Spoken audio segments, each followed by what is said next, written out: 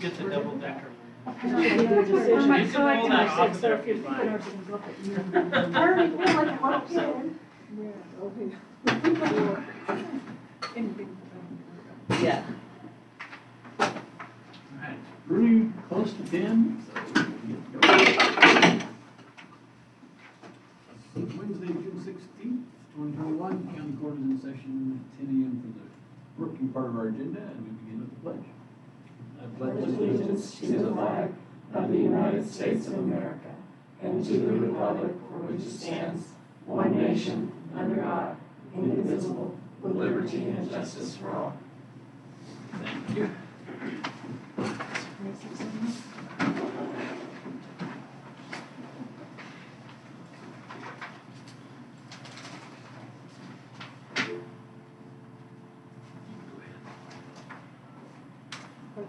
And you have the minutes. Okay. Getting this going. All right, I move to approve the Harney County Court meeting minutes of June 2nd, 2021. I'll second that.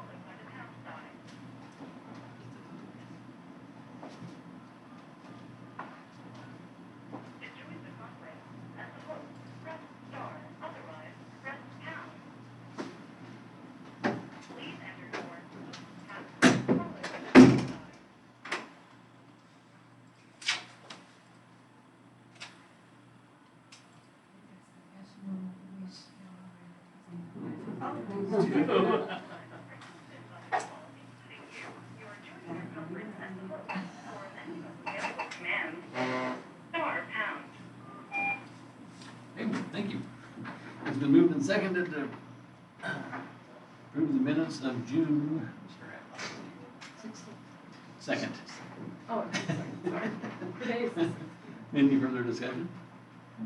All in favor, signify by saying aye. Aye. Aye. Okay, minutes approved. Item 3, opportunity for public comment. What? You guys are on the agenda. Yeah. So we just wanted to take a second. I'm Abby Lee, and I'm an associate vice president of college relations from Treasure Valley Community College. And as you know, we've had another change, and so I wanted to just take an opportunity. Gretchen was going to come today, and she was kind enough to invite me, but this is Gretchen Bates, and she is our new center director for our center here in Burns. And we are working with the school. There's been a little bit of a change. They're looking at needing that space, and so I just wanted to offer that I'm going to try to be out here a day a week, and we couldn't be more thrilled to have Gretchen, someone who's part of the community, who knows this community, who's, I'll let her tell a little bit about herself if you don't know her, but we really are recommitting to making sure that this is a going concern for the citizens of Harney County, and also for Treasure Valley Community College. It's important to us, and we're excited about, Gretchen presented to our board last night about so many ideas that she has, and we want to be able to come back to you in the fall and present a little bit of a strategic plan for what's going to be happening here in Harney County. So just wanted to introduce myself to you and make sure that you knew that this was important to Treasure Valley Community College. Thank you, Abby. I think most of you do know me, but for those of you that don't, my name is Gretchen Bates. I've been a community member for 22 years, and moved here with my husband, who works at the Experiment Station. And I've got 2 kids that are now grown. My daughter, Audrey, actually did take some classes through TBCC right after high school, and now she's at Oregon State. I'm really thrilled to have been hired for this position, because this is something that I kind of have had my eyes on since Audrey went through the program. I thought that would be a good fit for me, because I do, I have a master's degree in ag econ, but it is education. And I am passionate about education, and I think that right now, especially in the times our country is going through, the community college is going to be more important than ever. And I think, I'm excited to be part of the TBCC team. I just wanted to let you know a couple things that are going on now. Right now, I'm just starting to get my feet wet, because there hasn't been somebody in the position for a couple of months. And so, kind of diving into the deep end, but we wanted to let you know what's going on right this moment is that we are up and running with pesticide test licensing testing again through the Metro Institute. The Oregon Department of Education, Department of Agriculture, has contracted with a company called the Metro Institute out of Phoenix, Arizona, to offer licensing for pesticides. So I had I've already had 3 people come in and start their testing. They take a laws and safety course, and then they can take those specialties like herbicides, or somebody took something on fungicide test, spraying, that sort of thing. So that's going on now. I've reached out to your weeds coordinator, Harney County weeds coordinator, Jim Kimmel, right? That's who it is, yeah. And told him about it, and he said there were some students that were on their way to Ontario, but they're gonna, go through us. So that's something that hasn't been offered for several months. So I wanted to make sure that you all know about that. Also, my other priority, of course, was coming in to make sure during finals week that students could come in and have proctored tests. And Tom, Wallace with EOU has been providing that service for us, but something that I got my feet wet on. And the other thing that I just want to let you know is to reiterate what Abby said, is that we're here to establish the next level of relationship with the county, with the residents, with our students. And so I'm in the process now of figuring out what we need to do to assess what Harney County needs and how TVCC can provide that. Going back to our pre-COVID type of services and beyond. So you'll see our presence more often, and yeah. And you can reach out to me anytime you have questions about what's going on locally and at the campus, because I kind of see myself as the liaison with Abby's help. So yeah. Thank you. That's it. Question, are you, when you heard before, I think GED proctoring was a discussion. Is that happening through either you guys or EOU? So we're going to visit this afternoon with Superintendent Quick and the school principal and see if there's a little bit of a nexus that we can do there. I know that still has been continuing in this community. So we want to see how we can meet that. I will tell you, I've had so many phone calls about pesticide questions. And that was just this kind of hue and cry. So we wanted to make sure we do that. And then as far as, the state doesn't reimburse for the GEDs, but it's still a really important service. So we think that there might be some opportunities for the ESD to get some funding, that we could either be that proctor or we could provide funding to help them do that. So that will be something that I will report back to you after this afternoon. Okay. Yeah. As far as the building, so I know there's a letter that came around from Superintendent Quick about thinking they might be going to move in there and kick you guys out, and I stood up and said, I don't think the building belongs to TVCC. I don't think you have that right. So has more evolved there? So that's why I'm out here this afternoon, to see about that space. It's our understanding that the school district does own the space, and that it was just a kind of a quasi-lease. So they provided the space for us to be in there. We're still researching those records, and if you have something more than what Steve and I have found, I would be happy to take a look at that. The manufactured home itself, I remember, is treasure to you guys. Okay. I had that. I can find on my desk, but the assessor found that for me. Copy of I that? sure can. That would be so great. So we're And you guys pay all utilities and we everything. do. It's always All been utilities, your and we costs. We invested in the IT infrastructure as well as some of the HVAC things recently. So he and I said, let's just get together and see what we can do. And part of that really is us making sure TVCC has a responsibility to make sure that we're creating value for the space that we're having out there. And I think that, again, we haven't done a great job of that, and we need to do that. So meeting with the principal and the superintendent this afternoon, I think will give us an opportunity to even restart. I'll tell you, just honestly, I'm kind of excited, though, about maybe looking to see if we can have more visibility, perhaps downtown, some co-location with EOU, having EOU make a little bit of investment. So I met with their folks on Monday. We've got a follow-up call tomorrow to really have them do kind of that same look at, we've been doing some things here, but how do we make sure that we're really tying our programs together and having a visible presence? It's been nice to be out at the high school, but does the community know that we're here? And so we were just talking about some open space downtown. Representative Owen's office is open. There's some space over at DHS, and so that might be a little bit more of an investment too. And we could serve high school students closer to the high school, but are there other areas where we could do that? So we're just here to kind of say, what could it look like? But I appreciate, I would love a copy of that document. Yeah. That's not the And I did reach out to former Judge Grassley, and I can read the text. If I recall it, it's like, this comes up every now and then, he said, but without that building our commitment to our contract, he felt like that building is part of the contract, or we don't have the services in our county that we help put money into every year. So we're, yeah, so we, That's part of our obviously we have a understanding too, concern. but we just didn't know if we had a piece. So we're just gonna, I think, again, part of that is just making sure that we know where we are, they know where they, and that we're providing value for them regardless of that CR space. But thank you for that support. That would be a good piece of the conversation. So I was actually just at the school board recently, and actually I've been there for the last couple months going in, but they have been discussing that. They are planning on putting this building up. They made it official. They also made it official. They're going to sign the lease downtown by reads for that building for the school board to move to. And they did discuss that building as well, that it was your property. They knew that you guys needed access to it because there was discussions of using it, and they backed out of that discussion. So that's already been resolved. That's They talked what I to them, understood from find the out. school board chairman, that wasn't Yeah, gonna be they a got common resolved. issue. Last couple meetings, they kind of nailed through it. And that's- Sorry, the only reason I was saying something was there. And that was kind of our understanding too, but I just wanted to get out here and make eye contact and make sure that we were all on the same page. I can go here, we'll go see if I can find that form real quick for you. I have a question, if anyone knows. Who owns the space that Desert Dream was in? It just recently sold. Yeah, I heard there were like It's 3 or 4 sold. people that wanted that building.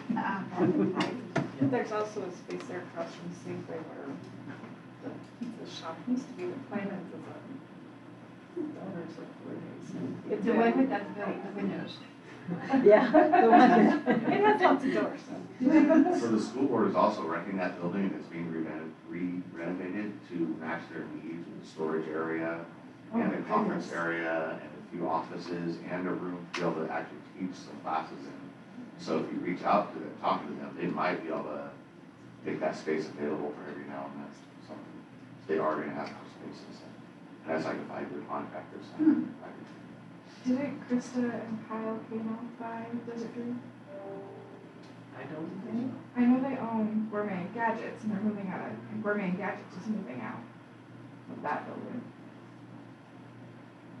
What's going in before we Nothing yet.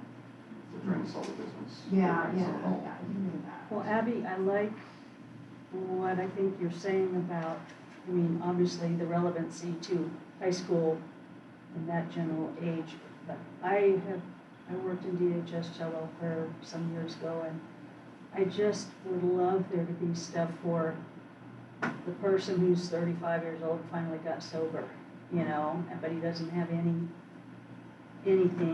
skill, education, you know, that's a population I really don't know the exact answer to, but anything that helps those folks out, I'd love to see. Absolutely, that's what we were talking about, kind of the DHS connection, and even if we are not co-located there, having Gretchen be able to, you know, we have a really exciting new program, that's our addiction studies program, and both Oregon and Idaho have created these peer mentor certificates, and so you either have to be a family member or you have to have been in recovery yourself, even qualified to be a peer mentor. And there are state dollars for the training, there's state dollars for getting, you know, getting things up and going, and then there are immediate jobs. And so that's a program that we're really going to make sure that we can, you know, provide services for, because again, it's online, but we can also do some on-site. And as you know, and when folks are in recovery, that's really an interest of theirs, and that there is some support that they can provide, as well as we can give them the subsidy to do that. So, thank you. And Dana says hi. Oh, I can't. That's okay. We can get you another. I'm sure that Steve has one too, because he thought he had a copy of something that came across his desk, so. Well, we didn't want to mean to take all of your time, but you'll see us back here. This will work out good for everybody. And I think You know, you need to put a little bit into. That was my, I that's think I what said I that a said. couple years ago too. That's what I said, so we go, I can jump around because it all these folks Okay. Thank you. The petition. Well, right now, yeah. It is coming. So, Chris Wiseman, on the PCP for the Republican Party, but also, we're putting together the signature gathering for the, what was it, is it 301? Yeah, the referendum was 301. Referendum 301 for putting measure 544 on the ballot. 5-4. 554, excuse me, on the ballot. We're gonna be collecting signatures in town. We're working out those areas. I don't know what else to mention about it. It's coming. It's coming. The bill. We're also going to the to the city, to Burn City and to Pine City Board on the 22nd and 23rd to discuss the referendum that, actually the ordinance we passed here, to try and also get it passed in the city because there's a bit of a loophole right now for our residents. If nothing else, we want this to be put on the ballot where the people can decide. Right now, it was decided in a closed room, in a very split, you can vote one way or the other, partisan way. And if it's gonna be something that someone wants to try and cram down, we at least want the voters to have a say. No, it needs to go to the voters. Yeah. No, I think everybody's in agreement. And I have, Just like our ordinance eventually also ends up going to the voters, it needs to. and I have a question about that, the idea, the difference between it being a county ordinance and not being, so SB 554 would not be able to be enforced by any county employee, but we have, the city employees too. And what are your thoughts about going in front of, asking the cities to pass their own ordinances? Because I don't think we ever really talked about that. Give to their councils and. Right, Yeah. but that would be, I mean, if. But yeah, Yeah. I think it's worth explaining it just because the county doesn't have jurisdiction over their police department, Right. so. And I'm not if sure it that needs the to be public- followed on a county basis. I'm not sure the public completely understands that. Well, I thought I may be wrong on this, but I thought the county sheriff was actually the main body in the county for law. In the- I thought everything in else the- fell under their. In the county, In the yeah, in the county. county, not inside the jurisdictions. I'm sorry, okay. Okay. I mean, yeah, you said it. Yeah. But, yeah, but they still get carved out their little pieces. Okay. And I just wanted to make sure that people know that, the referendum 301 is something that was started, of course, in the legislature by three representatives. And so it's not something that Harney County is doing, residents are doing on their own, we're joining in the effort.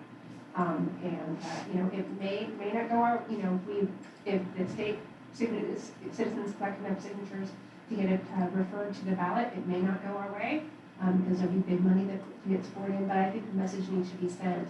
And if, of course, if enough signatures aren't collected by the deadline, then that law would not go into effect until after it was voted on by the citizens. So. Thank you. And also, I believe we're also gonna be having the same signature collection for the new race law that's being put out by the FDA as well, which is reclassifying short barrel rifles, which could also include many handguns. People don't understand that, is that any gun with more than 10 rounds in it, which is a lot of modern handguns, would become a part of that. It's a reach for more gun control using taxes. Yeah.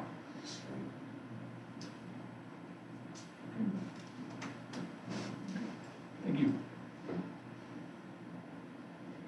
guys are coming again on this. All right, we will move on. Resolution, so no old business on the agenda today. Under new business, resolution 2021-13 is a matter of approving a short-term interfund loan from road department to general fund. This is -14.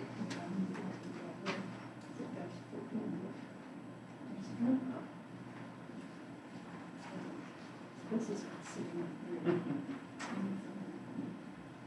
Yeah, good point. Carrie, yeah, good. Let's see, 13 is approving short-term. 13. Is that a, That's number D. that's So it's the a- one that was out there. Oh, okay, so let's jump down to D. So this is the resolution that we had put in place a couple years ago when we borrowed short term from our road department. Oh, It must have been printed. We'll go on. yeah. Our computers are working now, so. Okay, and your This computer's matched. computer's match. Okay. So this resolution was put in place 2 years ago after we had our budget issued, we borrowed from our road department's funds. So we set it originally for 1.5 million, and we thought we might need to borrow up until November. We never borrowed more than 500,000. We've reduced the amount on this resolution. Questionably, 500,000 this year. And hopefully this last year we do this as we turn things around. Was this done prior to 2017? Did the county do this? No, only since we had the budget crisis. Because I have been told that it was done perhaps without a resolution anyway, it's not a practice. Very likely, because, I like doing a resolution. yeah, it shows It's us. very transparent. Yeah, I think it was very likely, because that's where the bulk of the money is, so. And they never transferred money from that fund into the general fund. They just Yeah. ran general fund into deficit. Yeah. And then until taxes came in, they would bring it back up. Yeah. So this just keeps us above water. It just I like that. shows that it's, So, this is just for the coming year, just to this calendar year, is that correct? And, there's no interest charged, it's money one way or the other, and it's, may not need to be used much at all, but at least we've got it in place if we pass this, so I would move to approve resolution 2021-13 in the matter of approving a short-term interfund loan from the road department operating reserve fund number 2502, general fund number 101. I'll second that. And moved and seconded to approve resolution number 2021-13 in the matter of approving a short-term interfund loan from the road department operating reserve fund number 250 to general fund number 101. Any further discussion? Hearing none, all in favor signify by saying aye. Aye. Aye. Any opposed? Motion carried.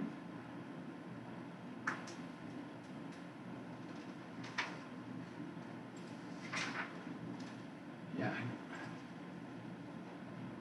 I don't think Susan even have to do that thing. Maybe August or September if you do. It won't be that full. Keep creeping up on it. Breaking the year. It's good, I'm pleased.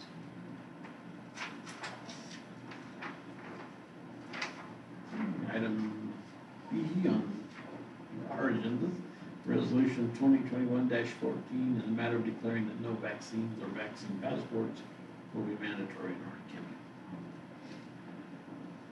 This resolution was brought to us by a local business owner. It was, they brought a version from the state of Michigan, one of the counties there, and they asked us to consider doing that. We made some minor tweaks to it, and we have it here.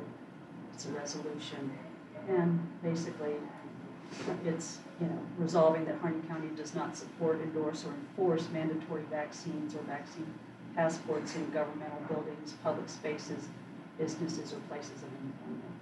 So it's basically a principle that we're resolving for our county. And I like it, I would support it. For our health That was department, Patty, right? Patty put that together. Yes, Patty Hodge. our health department folks in the room, it does say, one of the whereas is Harney County Public Health seeks to ensure that every resident in Harney County who desires a COVID-19 vaccine can obtain one, but such vaccines are not mandated. Harney Harney County Public Health and Oregon Health Authority acknowledge that there are many instances where an individual along with their doctor decided that being vaccinated may be unsafe.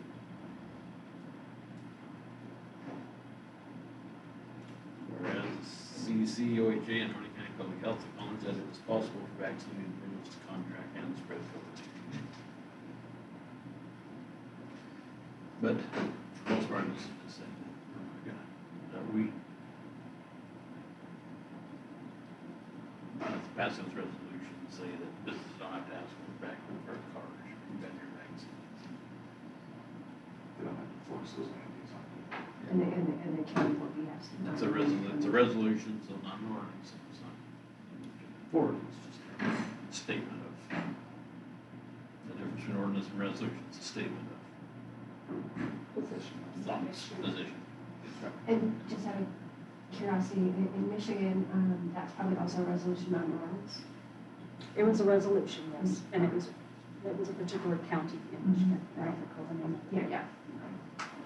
But there are many of these things Yeah. happening across the United States in different levels. I Or got- there was a bill that was introduced to the legislature as well. Yeah, very similar. It was very I know, similar. but it was introduced. Representative I Owens? think we're within a week or two of the governor relaxing all that person. Sure would be nice. We were at 87,000, still needed to get to the 70%. Good luck. I saw getting- 86,000. It sounds like a lot to me, but. Like a lot. It was what, 184 last week? This is one instance where we want some help from all that backing us in. Oh. And drive over there and get my gift card.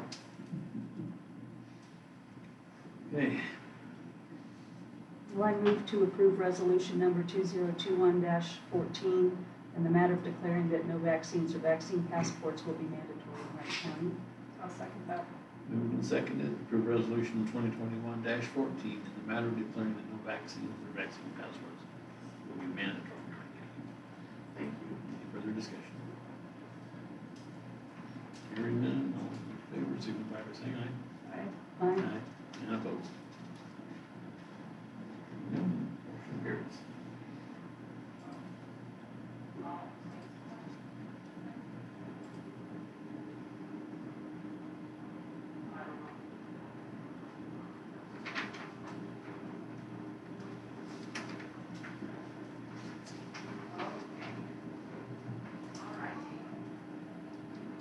Dad, I'm noticing on the next agenda item that it's got Mark Owen's signature and an improper date. Or am I looking at the old one? Yeah, On an attachment or? I'm looking at, Oh, yeah, on page 14 of our. yeah, I'm gonna change that. Oh, this is Brandon. No, this is the gals. Policy 2. Policies 1 and 3, the $300 fee says that it's non-refundable. Okay. And policy 1 and 3, or policy 2 said it was refundable. So they wanted to make sure they were all the same. That's, so yeah, obviously. Thank you. Thank you. I need to pull, get something for you. Excuse me? Thank you. That form, I can get them. Appreciate you, thank you. Thanks, guys.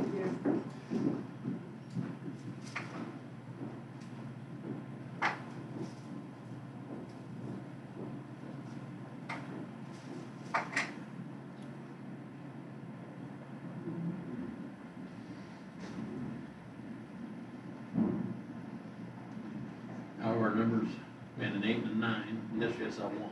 Yeah, and mine today. Does the contact tracing indicating any general things to be aware of? Not really.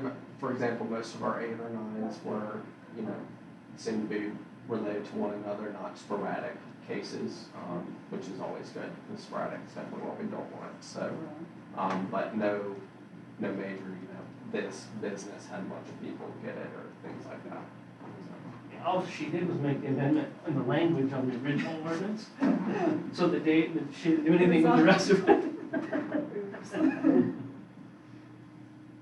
Oh, that was karaoke.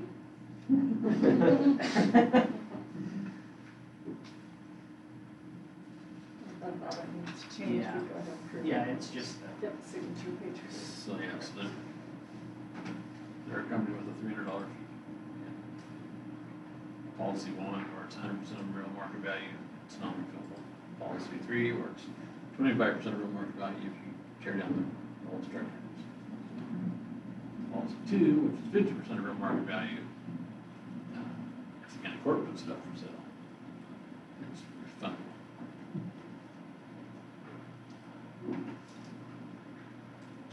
I gotta think about that. Why? Because 2 is where we put it up for sale, not somebody coming to us. and I missed the first part of your conversation, so I'm not sure. So policy 1 is if somebody comes to us and Yeah. wants to buy a parcel, it's 100% of real market value, and they pay this $300 fee That for is- all the processing. that It's is not non-refundable. Policy 2 is if the county puts parcels up for sale at 50% of real market value. So we, I don't know if we want, I think we should think about this. We could have got Maybe like war this fighting. Yeah. So Okay. policy 2, land brought to auction by an individual. Policy 1, land brought to auction by the county.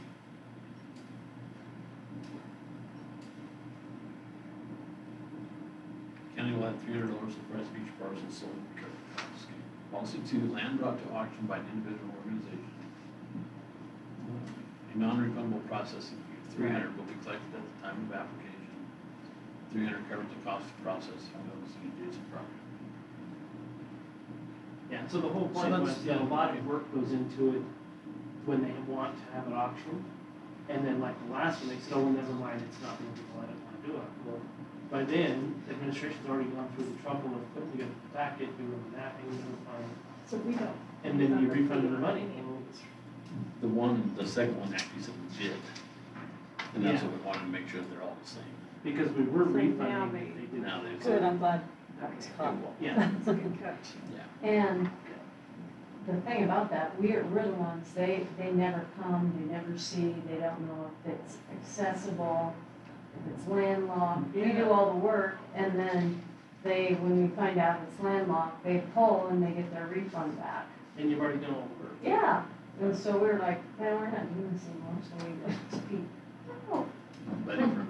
Our buddy from Florida, Yeah. Is Yeah. $300 adequate? not quite. Not quite. We actually, What- we're I was at gonna say, 100, What would it take to what was it, actually cover 150? the cost? The advertisement, they have to pay that in addition to, and that runs Yeah. around $239, $240. So we're not. But we're not doing taking that out- part until actually the action. Right, and whomever gets the bid pays that. Yeah. And they also, that would, if, say I outbid you, then I have to pick up the $300 cost, but that guy doesn't get it back. That's what it says. So that's an additional $300 if someone else gets the bid. So you feel like we're in the ballpark of recovering our costs? Yeah, because between Bobby Joe and I in the assessor's office, we were doing a There's lot of work. time. because people are sending it in, and usually it says, go to the assessor's office to get your information, so you go over there, and they help you, so that comes from, There's that. yeah, their staff. And then, but then it would come to me, I would have to be the one standing over there doing it, because they didn't do it prior to the application. So, because it says, do this, and do that, and do this. Yeah, that, it covers it, because they do pay the advertising piece that comes after. And that's Is when they this pay deals- Bobby Joe, we have the invoice right there of what it actually costs. They usually send it to us before the auction, so that we can hand it to them, and that's included in there. Total fee. Thank you.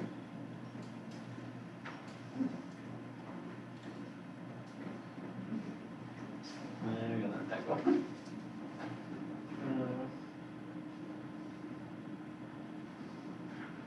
amending. Oh, We are amending, oh, amending, that's that's correct. right, We're that is amending correct, that. that's right, sorry. Yeah, no, I understand.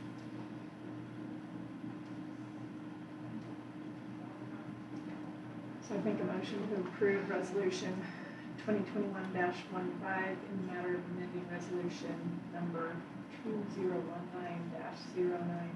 adopting policies for the sale of Harney County owned land. A second? Been moved and seconded to approve resolution 2021-15 in the matter of amending resolution 2019-09, adopting policies for the sale of Harney County owned land. Further discussion? Hearing none, all in favor, signify by saying aye. Aye. Opposed?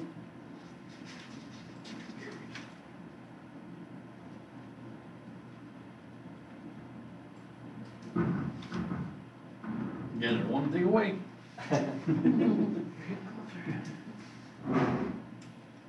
And D, scheduled for 11 a.m., so we will skip that, put item E, Harney County indirect cost rate policy. This was implemented back when we were going through our budget stuff. We had different departments paying different fees to the county. Outside funds paying fees to the county's general fund for services rendered. For example, public health is in the money's controlled over here, payroll's paid over here, all the stuff you can get a bookkeeper basically, county bill, HR, private, all that. That's the easiest way I can sum it up. And some departments are paying a $2,000 admin fee, some were paying 6, some were paying rent, some were paying, so it was all over the place. So we came up with this indirect cost rate policy, based on, only on expenses incurred by the department during the preceding year, and not payroll, just materials and supplies. So it's 4 or 5 or 6%, depending on how much it is. I can tell you everybody's in the 6% except for 4%, once really in that middle, 500 to 1,000 to 999, 999. And then $500 per employee in the department. And we had put in here that this would be reviewed annually, which we are doing, we did after last year. So that's how that came about. It was just an attempt to get, I think it's worked out pretty well. Everybody's treated the same. And it has helped general fund to a degree. The biggest hit of our department, that is our biggest, probably more than half of it comes into that funding. So are we actually revising anything in this policy? That's what the review is about. So Because we it need to bring up says something. effective and it Before it says used to say revised. adopt. Maybe it should say reviewed on today unless we do end up revising something. I don't know, I just got Well, my, it's revised today because prior, I thought she sent an email that it said adopt was the language in it. okay. Today, now we're just saying that we reviewed annually instead of adopted annually. And so this will be revised, but after that, we won't be revising this message. okay, Also shall be reviewed on the county corporate annual budget process. okay, yeah, that's fine. We're still within our budget process a little bit. I do appreciate the treasurer bringing that to our attention, and so we have consciously thought about it each year. Make sure it's appropriate.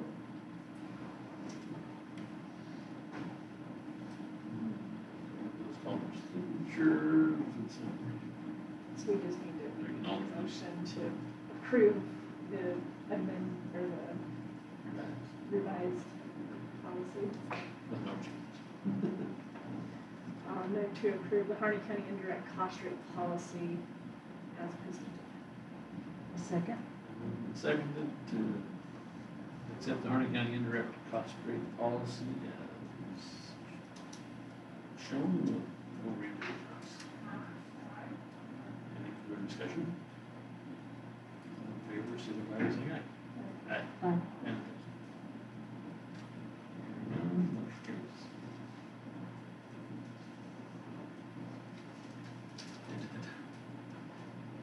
Okay, item F. Kelly Novak, Nick Galvin, Linda Dodd, here about Harney County's smoking tobacco-free policy. And been brought to the court prior to Tuesday meeting, I believe. And then it just kind of dropped. You weren't even out, you weren't smoking peppers at the time, you It was at the time, but now I'm not. Now it's Melinda. Okay. Right. Okay. Floor is yours. Yeah, so basically, keep this simple and straightforward for you. So this was, as Pete said, brought, I guess it was a year or two ago. Seemed to have support, but I don't believe it ever got officially approved and enforced. So basically what it is smoking tobacco-free policy for the county. Pretty straightforward. A lot of counties around the state are doing this, basically saying that on county property, with the exclusion of county roads, that there would be no use of tobacco products, whether that is cigarettes or chew or anything in between. Anything that is tobacco product would be not allowed on county property or use of it. So it goes through the policy. It's 2 pages, pretty straightforward, going through kind of what the different definitions are. The prohibitions, for example, cannot be used not only in county property, but that includes county vehicles as well. So people who are driving county vehicles can't be smoking in them, which definitely is good for the value of the vehicles. And basically the only exceptions being campsites, under certain situations, and then also the fairgrounds. Seemed to be that the fair board, I believe it was a little unsure about having this policy being in place for some of their events as in enforcing it. And so we had that in there as well, where they are permitted to use some tobacco products, the smokeless ones. And so the main point of this is obviously to minimize secondhand smoke exposure to people, and then as well as showing support for being tobacco-free, and because tobacco products are obviously a serious health hazard. And so while we know that this is a slight, I guess you would say, infringement on some people's beliefs or freedom, we believe that the benefits far outweigh the sacrifices that some people would have to give up. And we're more than open to any questions you have, but I think this would be a great way to step forward in county policy. And in addition, we are prepared, if this does get approved, we have budgeted in our budget for signs that we can put around the different county properties to show this. As well, obviously, the health department already is tobacco-free, and as I'm sure you've seen if you've driven by the hospital, they're very proud to show that they are a tobacco-free facility as well. Yeah. Has this been reviewed by our department heads and put out to staff prior to this?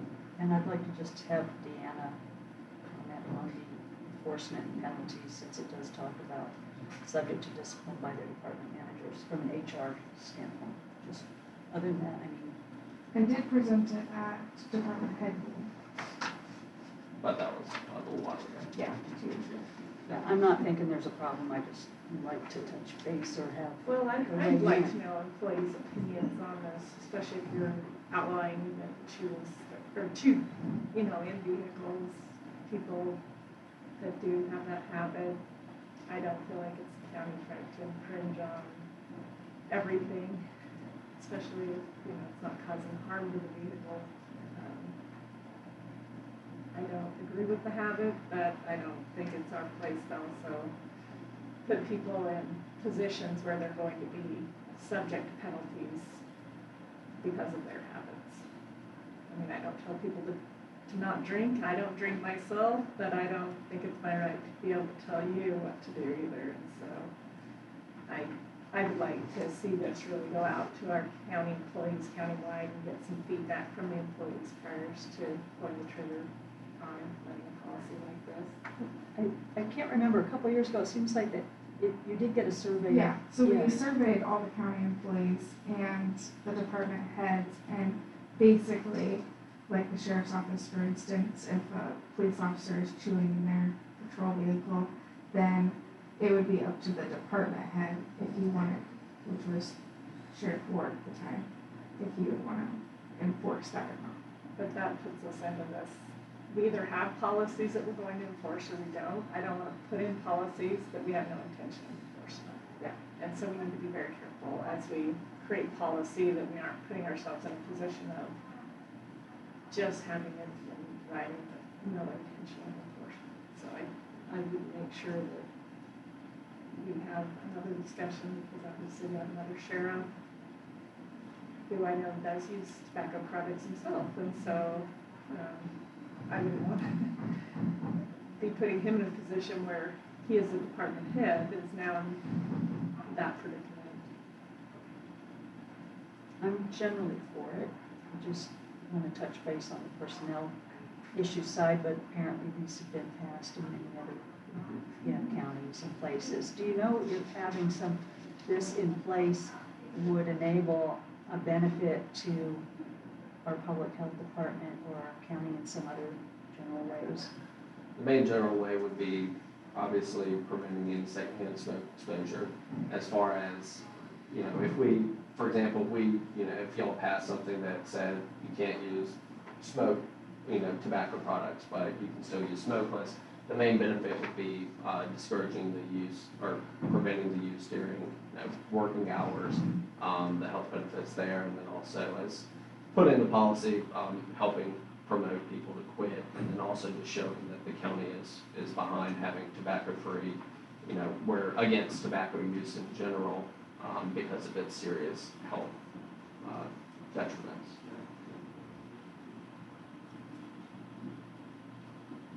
It's nice and tight. Yeah. So yeah, we can definitely get Deanna's feedback. We can put out another survey for sure. Whatever you guys think that it needs to get passed, but this is probably the bare bones of tobacco policy in the state. So it's definitely something that we're willing as health department to work with you guys on passing, but definitely want to get something at least done. You've been on the radio several times, and I'm not always able to tune in, but I like the fact that we have Harney County Live now, and that sometimes a topic like this can have a conversation on the air rather than just a little article in the newspaper that often is not read or whatever. So if it turns out that this ends up being a big can of worms or a big controversial thing, I think we should have dialogue with the community just because. Because of your community then also, if they know we have a policy like this and they see an employee using a product, then is it up to them to come and tattle? It's a situation where I don't want to put a policy in place that, if somebody comes to the county and says, I saw this employee using this product, what are we going to do?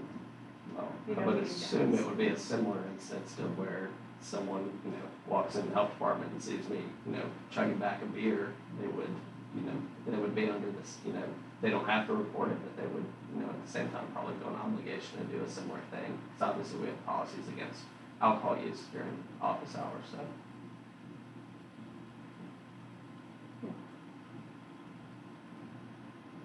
Do you know if, even without this policy, do you ever hear complaints come to you about, gee, I wish the county would, because I always see this happening. I haven't very just wondered, I often, don't know. So what really brought this up to begin with 2 years ago is when 4-H kids were coming into the building and there was people right outside the building smoking. Parents were pretty frustrated that their kids were exposed to the secondhand smoke.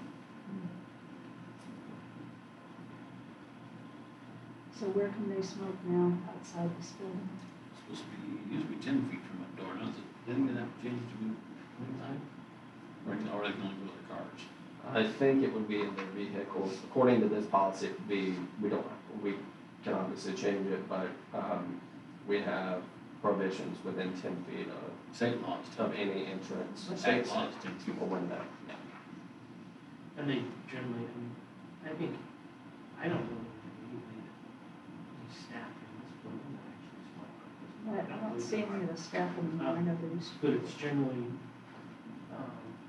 circuit court folks, Sure, jurors, whatnot, will go out and smoke out on the sidewalk.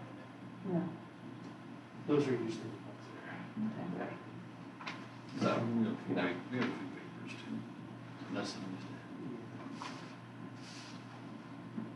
Well, I appreciate bringing this to us, maybe we can. I would like to make sure that everybody's aware of it before we would. We'll send it out to all employees. Ask for their thoughts or comments by a certain date. And, And then from that, maybe I should take it to the department meeting. yeah, that'd be And good. then come back to. Do you want us to provide you with education to send out to the staff?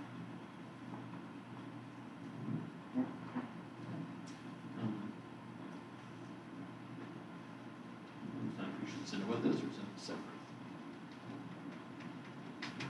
Right with it. So, yeah, I can get something together, send me an email to Deanna, get it to Deanna. I'll get this to her. Step one, step two, come back here to step three. Sounds good. We can do that. Right. I'm not opposed. I don't remember. I'm curious about the growth I process. just know the individuals that do, it is a stress relief for them, and so, Yeah, I don't think smokes are an issue. It's- smoke's it's not the issue, No, it's it's the the- chewing that's the tobacco, issue. that I have a harder time. Chewing tobacco, Including that chewing language. tobacco, spit. Because those, Remember those songs? they have equipment operators, truck drivers, like, it's like you said, some of the law enforcement officers, I mean, they do it for their own stress relief, tobacco. But like you said, there's no danger to the vehicle for that. No, there is not, it's, I'm curious about our road department, mechanics. I think the main reason most counties passed is to show that they are against the use of products that are killing people. Yeah. And so that's It's the a huge cost to situation. the So, society. it's kind of a cost benefit. It's just that, okay, Well, we'll get back to you on this. I hate second hand smoke, I grew up with it. And my, yeah, my smoke. I have asthma as an adult, and I think it might be related to that. I have lung cancer, 15 years. so as far as the distance from the building, this would just make it so that it's not even 10 feet from the door, it's just not on county property that they can even smoke, which, They can go, that's good, just because They can go their smoke cars.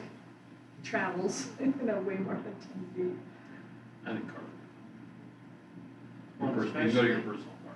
Especially here, when the, like jurors come down or defendants, when they come down, they're standing right generally at the flagpole. Or when that comes in, or people walk past it comes in the windows, I mean, it's just, Yeah, no, it lingers. it lingers a lot, and it's awful. People used to go around by the compressor, right? Yeah, there used to be, when Be a they, smoke. there used to be a smoke track, because it Cover. was a required employee Oh. thing, we had to have flags for it. Uh, But that's required. So it's going out. Thank you. Anything Thank you you wanna for all your share work on this. COVID while you're here? What we talking about? Not much is going on. We're up to almost 40% vaccination rate in the county. We're still trying to get higher than that. And we have Moderna and J&J in our health department. We're doing walk-ins. We're still continuing to see people come in just about on a daily basis and get vaccinated.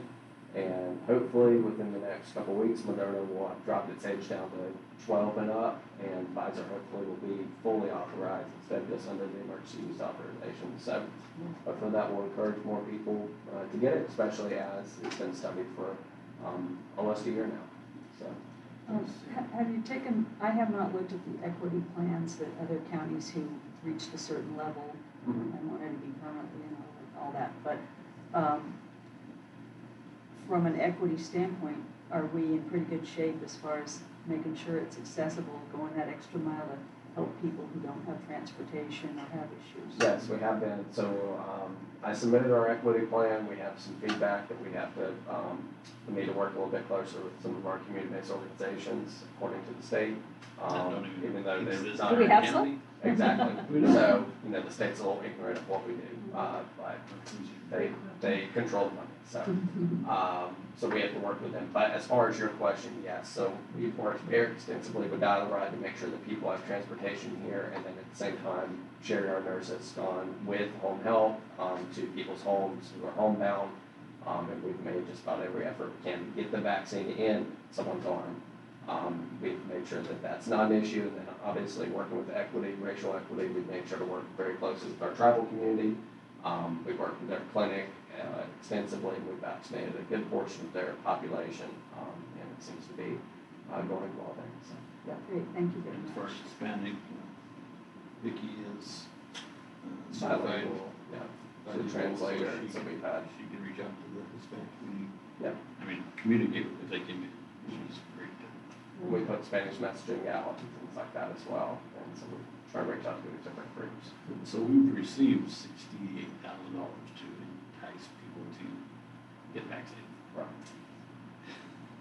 Nick and I have had discussions, but you saw my press release because of the threats made to our nurse for the teen clinic. That was totally volunteer, wasn't forcing anybody in, but that was reading from my press release. There was fear of the protest, there was fear of going out to the public afterwards, there was fear. There was fear on my part that we could lose a nurse over it. So I went over and we had a long discussion about being the council, and she didn't want to, she worked hard on it, she wanted something to do. I went out there that night, spent an hour, 20 minutes to pretty much dive off. The deputies had a little bit of presence at the beginning, nothing happened. But it brings us to this other money, that we're supposed to do something to try to get the adults in. Or others. Nick and I suggested maybe we buy a four-wheeler, I mean, a mule 4x4 from Burns Ford, and put that up as a grand prize. Or, and then others that come in, incentivize them with $250 or something. These are taxpayer dollars. I don't think if the Or we vaccine's can- worth giving, that we should have to pay anybody. Or we can with send it back. I would rather send it back than just spend it. Well, I really feel And I strongly told that Nick it I was should gonna, be something I was gonna have this we discussion with you guys, because I incentivize. just, If they're gonna get it only to go for the incentive, that's messed up. I hope they're going because they want the Because health they're benefit they educated think and they're gonna get from that truly feel vaccine, It's the right thing to do. and that they can get that for free. I just, and, you know, there are people whose doctor has told them they can't, they definitely shouldn't get it, and they might want that thing too. That's true. The money that the state is throwing out is absolutely irresponsible. The federal government is absolutely irresponsible. the Generations to come will pay for what we are doing today, and it's wrong. well, send back the money, that's completely your call, but it's just gonna go to another person, another county, and that'll be less money for us. Welcome to do with it like. It's a principle. These are taxpayer dollars, and every county should look at it the same way. And our taxpayer dollars as well. So, Some counties have, I mean, Courtney Warner Crowell called me and sent Nick and I an email and said, what are you doing with the, how do you do it? And Nick said, oh, we're working on our equity plan. And I called her up and I told her, just asked, I haven't heard him, I'm tempted to send it back, because, well, the last we got back on the teen clinic, I don't know if it's worth it. And she told me at that point that she'd had other counties that were considering or doing the same thing. She didn't say it. I think it's the responsible thing to do, is to not The only- take our the taxpayer only- dollars this lightly. And I don't disagree, the only other problem is right now our numbers are climbing. But And- that is the nature of a virus. People are going to contract viruses. It's something we've always had. this will be much worse, but, all right. And I know you guys, in doing your jobs, and you do it well, I know you have to walk the tightrope of the different views all the time, and it must be very frustrating, but I hear nothing but good things about how professional you are and how well you're doing that, so, but hang in there. I know you will be criticized, but, we're all gonna get criticized, just keep doing the good job you're doing, please. Thank you very much. Thank you. Thank you. Thank you. Yep, we have a great day. So, thank you. guys. Thank you.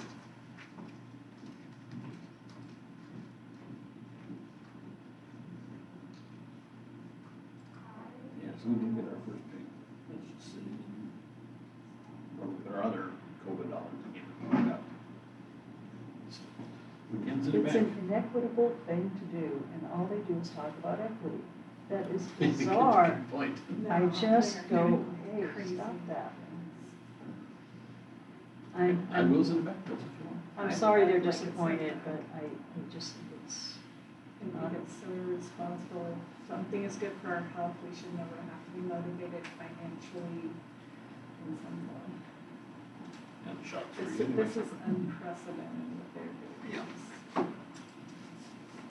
All right, we are right on schedule for 11 o'clock. awesome. We have one bid received for the Harney Homes project. We are opening it, the body that's opening it. We want to shut the phone off.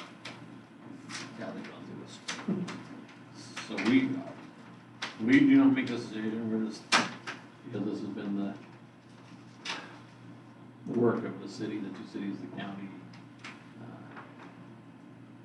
economic development. You know, we put out the advertisement for the bids, and when the bids here, we would open here, and then we'll take it to the community to see what's legit. So they're actually what the bids. But we get, so I guess it was the cost to build a house. Oh my goodness, I can't even imagine. That's if you get the material right now. That's if you. I'm afraid even get it's gonna depress me so Come much. on, come on, give me some guesses. 500,000. 300 is for. How big of a house will we going for? It's again? about 1,700. I think it's gonna be $300. At least. I mean, they say unless you're a contractor, you 350. can't even get wood right now in a lot of places. I'm sure they got bid. I'm just saying 350. One- That saying- could be low, I don't know. 420, I'll say 420. A square foot? Or No, total 420. cost, total cost? I'd say total cost 335.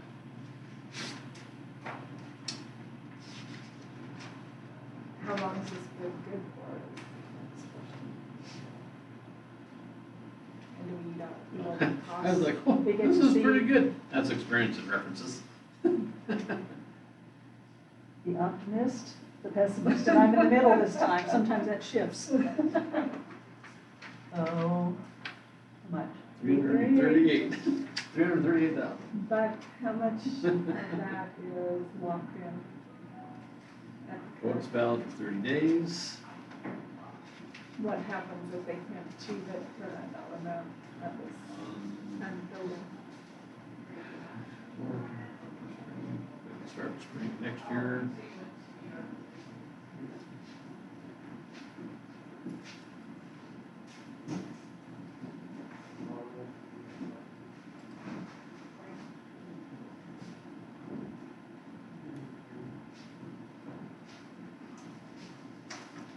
Nothing put in regarding change orders or.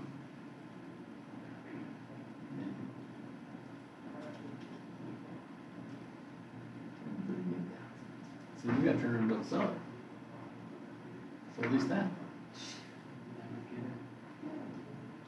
I That's. can't, so right now, I can't afford that. Hey, exactly. How are they? Especially not for a second.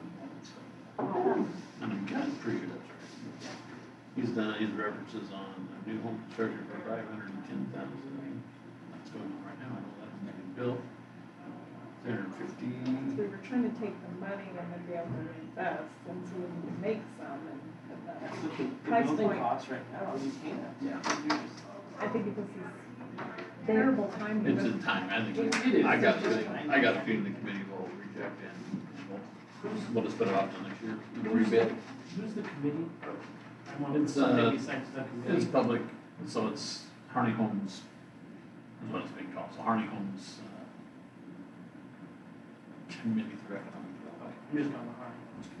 And it's the two cities, south and east, I think Blackbird's on it, it's a mixture. Yeah, it's just too bad timing, it's just timing, unfortunately. Yeah. Cost prohibitive like everybody else trying to do something. You know, I've been reading articles where some of these really, you know, huge companies that are global agenda places are just buying up all kinds of homes, you know, paying 20 to 50% more than they're worth, just so they're out of the hands and out of the reach of middle class people. They won't even be available. What, the dream of owning a home, which sounds like, I mean, that was just a common sort of a dream for your average American, was someday they wanted to own their own home. Yeah. That is becoming out of reach for people.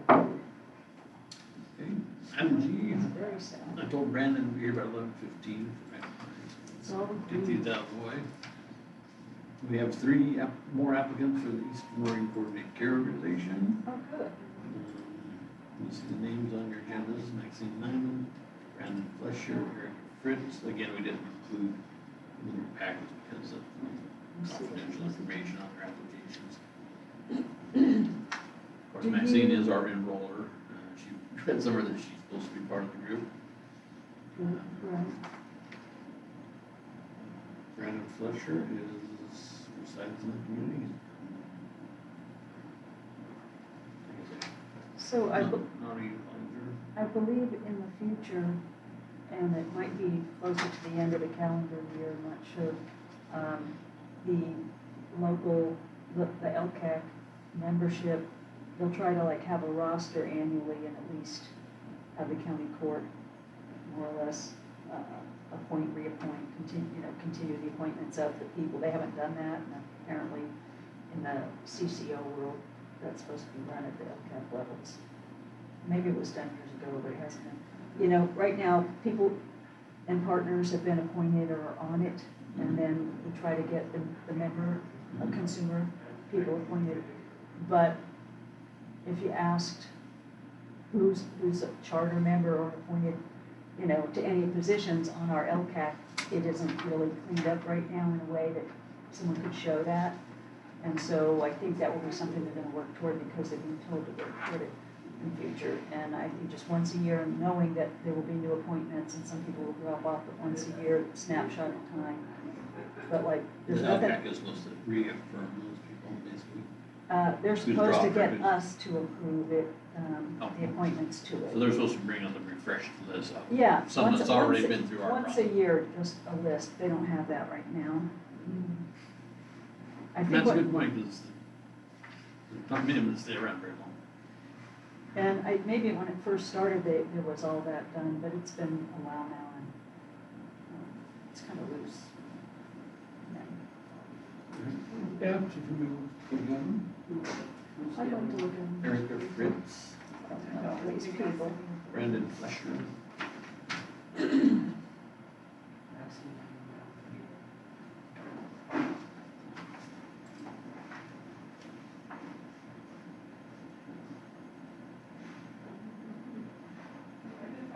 I'm pleased that we're getting some of these applications, that's good. Maxine. Maxine's trying, she's doing a good job.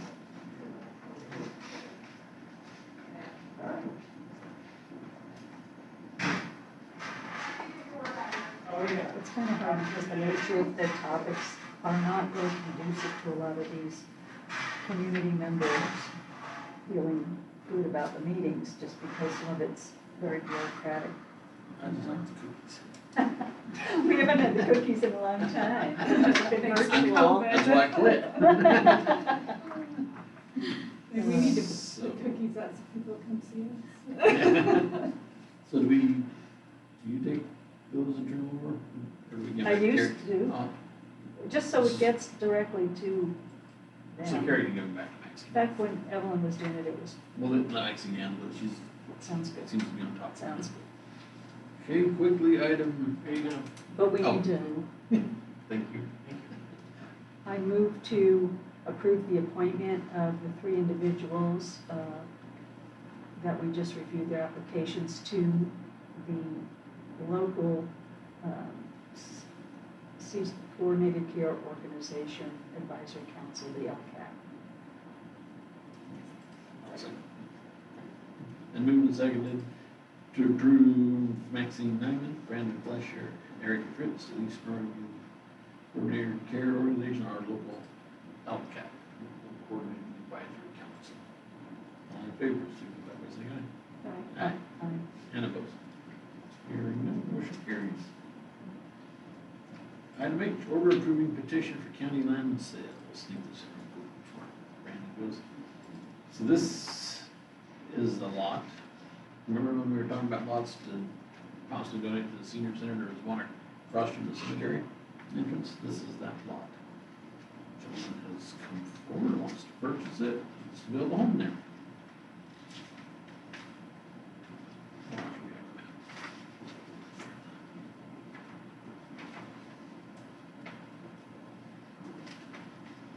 So does it require payment prior, or is it? It's fair.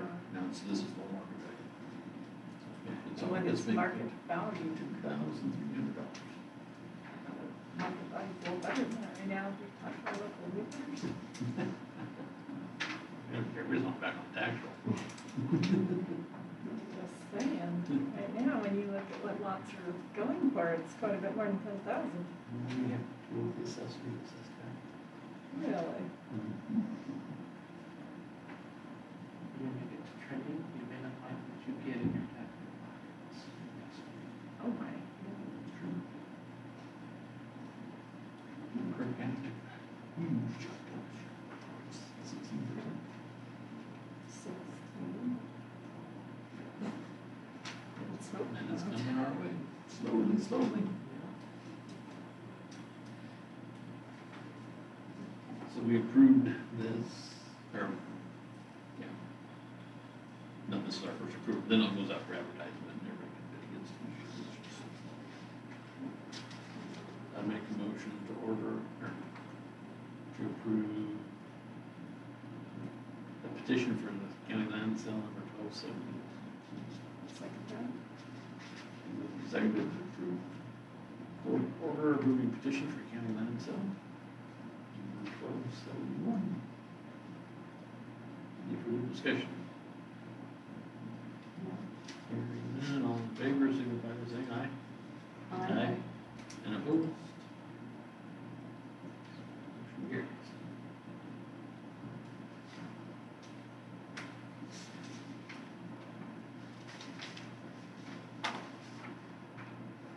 That's that one I was calling you about.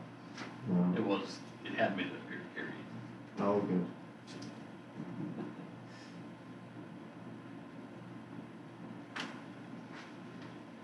That's gonna address that area, boy. That's what Finn's doing. Awesome, I mean, it looks nice when he's cleared that lot off, he's got his pad, he's got his grass grown, he's got his gravel around the pad, he's just waiting on his own. It's really nice.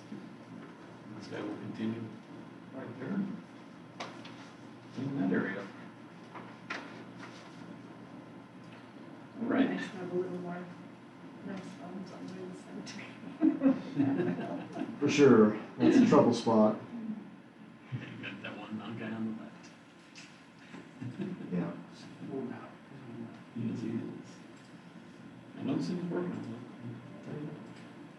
it. Okay, item I, first reading the floodplain ordinance. This was another item that was advertised for today. The first reading would be today, correct? I did not post advertisement of the first reading. There was some posting that made this happen for today. Okay. So you advertise.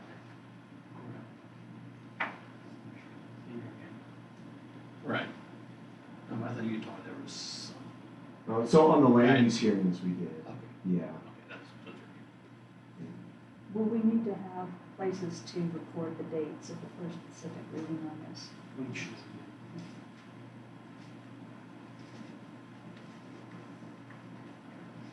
Because I don't see that at this time. Yeah, you need our signatures. No. Did you put this together? Yeah, so the signature sheet is page 2. But it just doesn't have the first reading date. So, So we'll fix that. We won't sign the second reading. right, So just add to it, and then an attestation on ordinance has to be attested. okay. Say, I'm sorry, what? So it has to have the clerk's signature as an attestation, And legal counsel review and then the council review on ordinance. ordinances So are we a lot get you a copy more of formal the than signature a sheet. Okay. resolution. Correct.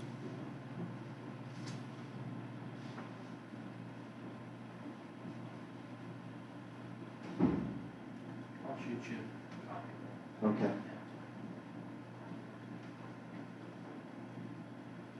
I would move to adopt ordinance 2021-02 in the matter of adopting the Harney County Floodplain Development Ordinance 2000. Joint. 21. You use that to title only first. By title only. So, Again, we'll have two Two readings. motions, one, whatever. so at this point, we're doing the first reading, or No, yes, by title. So this motion is to read by title. it is? Yes. So stand. Been Okay. motion. Okay. Move, as, did you second that? Get the Thank wax you. out. Wasn't sure what I was. Second. Then moved and seconded to read ordinance number 2021-02 by title only. In the matter of adopting the Harney County Floodplain Development Ordinance 2021. All in favor, signify by saying aye.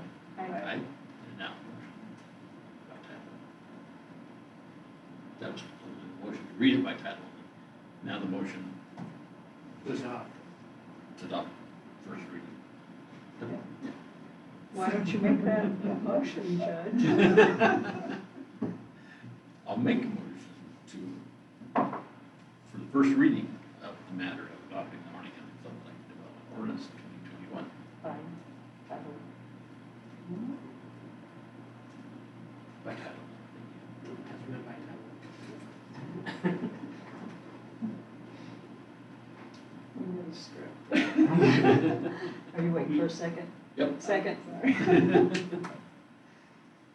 moved and seconded to read ordinance number 2021-02 in the matter of adopting the Harney County Floodplain Development Ordinance 2021 by title only.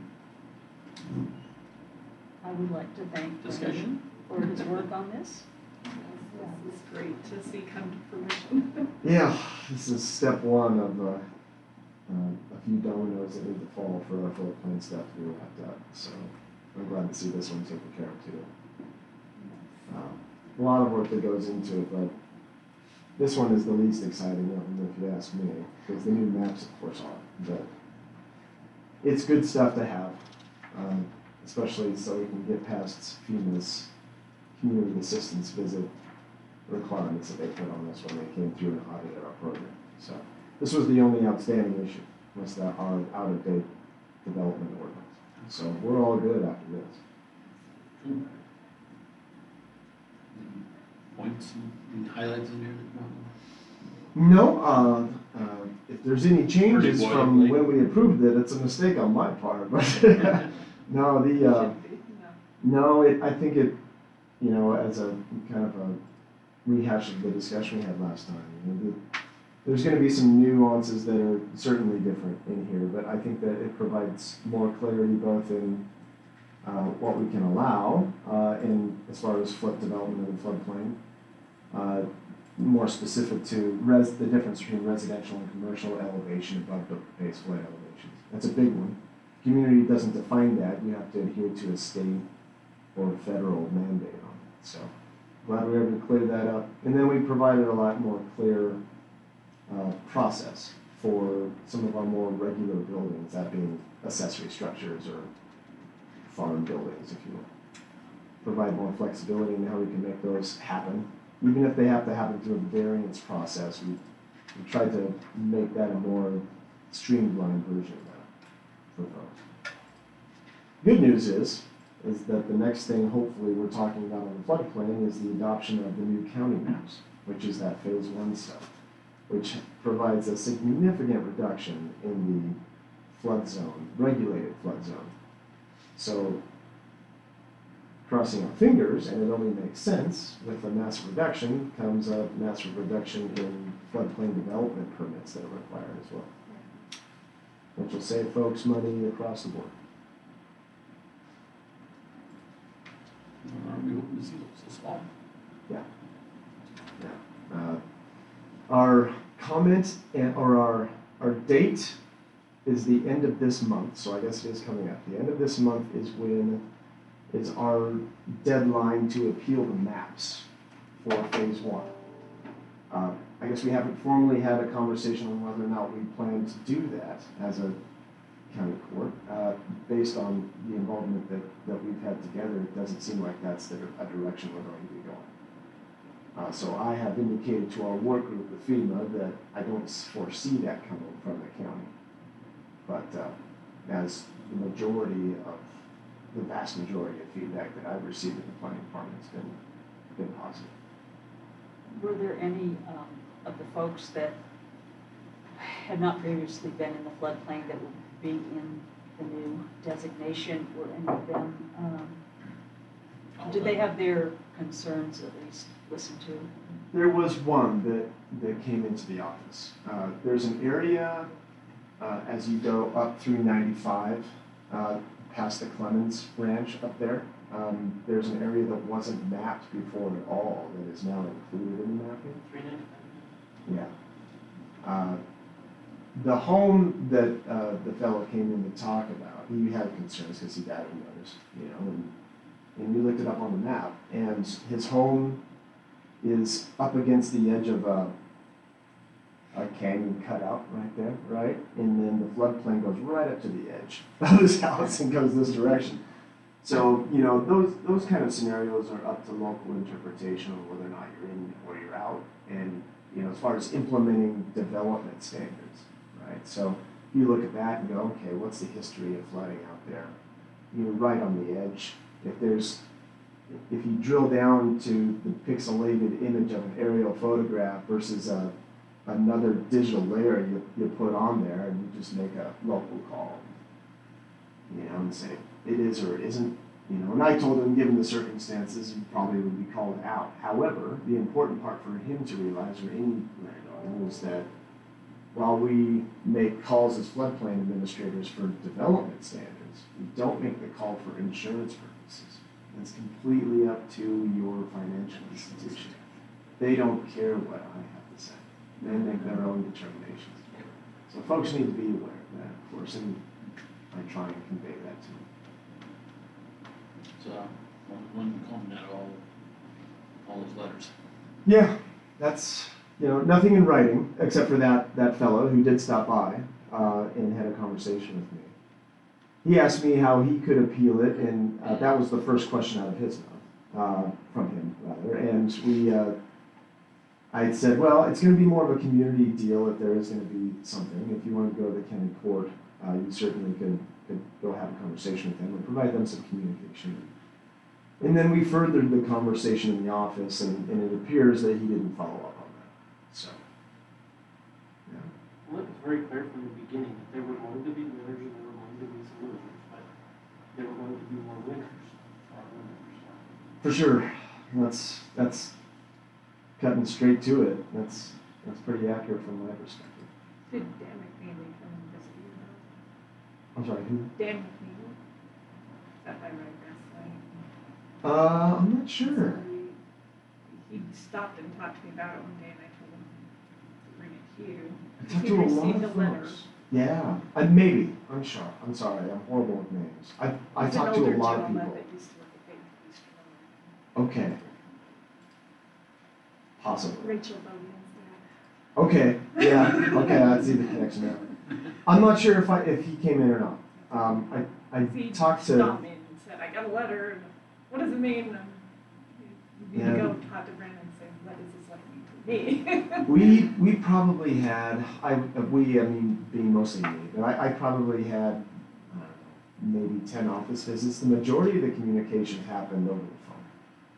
Folks were wondering, okay, I got this letter, it says I'm in, I'm a little scared, tell me about it. And so when you send out those letters, of course, you could get one that says you're in, and you didn't think you were before, and so you call up the department, I pull up the map, and I said, well, technically you are in, but the maps don't cover vast swaths anymore. They cover these drainage patterns. And so while you weren't in before, you are technically in, but it's gonna be in this drainage area that I'm guessing your home's not in. And of course, we look at an aerial photograph and it's not. And so a lot of folks take a big sigh of relief at that point and say, well, cool, all right, thank goodness, dodged a bullet. And then a lot of them are just making sure I'm not gonna be in when these new maps are in, because I got a letter that says I'm not in anymore. Of course, that's the case. They can't wait to take that to the bank. Yeah, and I'm telling you, you might as well make that phone call with your bank now to see if maybe you can find a way. And I think Renewal, or whatever. right. And I get a lot of half the phone calls with those folks like, well, I just renewed my stuff. And I'm like, well, give them a call. See if this is enough. But like I say, tell them maps are fine, they're not gonna touch it. You never know. Depends on the bank. Yeah. Okay. On the other side of it, phase 2 is the stuff in and around town and reservation, right? We're getting close to draft mapping on that. There's still some modeling that they need to perform to apply all the different data layers that they've compiled and all the work that they've done, and that's not complete yet. But speaking of winners and losers, I think we're going to have some in this one too. But there will be some winners in this. The big question in my head is, can we get some of that water off of Broadway, or some of that mapping rather, off of Broadway? And I'm somewhat encouraged. I'm, what's the term, cautiously optimistic that we're in a better place when we see them. And the expectation is that they'll have some of that draft work ready by July, mid-July. Yeah. Amazing to get this behind us. Yeah. 11 years. They do want to come in, the team from Region X in Seattle, they do want to come in and meet with the community for this version of the draft maps as well. Where your population is most dense, that would be a Probably. Well, they wanted to meet for the phase 1 maps too, but it's in the middle of the COVID stuff, so we had all the online interactions in the Zoom meeting, if you remember, and kind of a goofy deal, but they do want to make sure that they're here now, and they feel that they're probably in a better place to do that than they were back when we started this phase 2 stuff. So we don't have any dates for that yet, but of course, but I'm guessing sometime in the first half of next year or later this year that they can come in and talk to us about what their findings are and what their draft maps look like, and walk us through the work maps as it is. There's going to be some back and forth between our local work group and them before that point, and we'll see how close we really are. But again, crossing fingers. Maybe we'll have some BFEs. That we will in town, for sure. We're not gonna have any counties. Yeah, the county is a little different, but I will tell you this, folks will have the opportunity to develop one when they haven't had it before.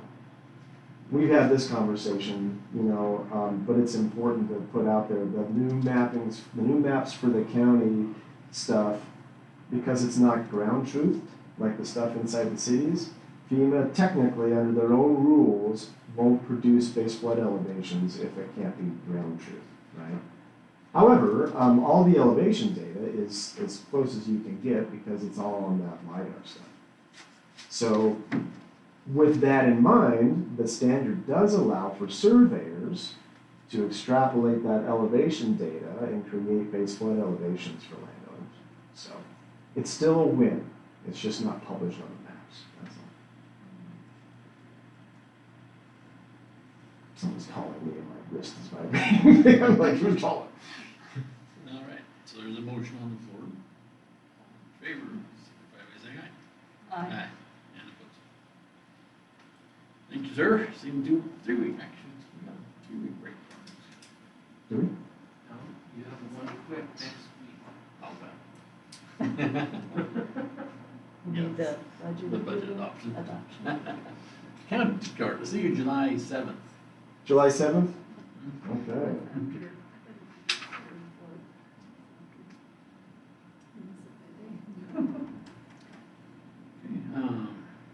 Late item, brought into me, we have some recognitions.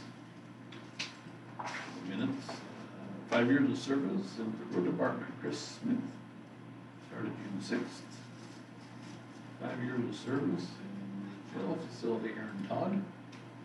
5 years, started June 1st.